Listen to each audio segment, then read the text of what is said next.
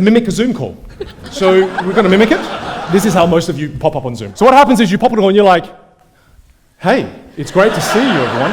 And you're right next to the camera. You're like this. You're way too close. If you want to make people feel more comfortable on Zoom, you have to understand something called proxemics. Now, proxemics is the study of distances. So Dan, come up here, please. Did you see how I popped up on the camera? That's the equivalent of you being in someone's intimate space. So Dan, close your eyes. Open it, Dan.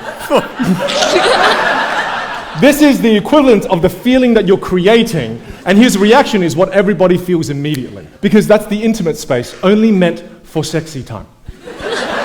Because the space that exists after the intimate space, it's what's known as the personal space, and personal space is here, still too close, within arm's reach. Have you ever experienced someone who, they just have no context for space? And then Dan, so say I stand here, what would you normally do?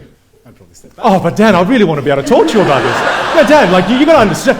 And then you just go, please. So then there's another space. The other space is right here. This is what's known as social space. And the way we want to appear online is appear in the social space. Why is this more influential? Because my hand gestures are now present.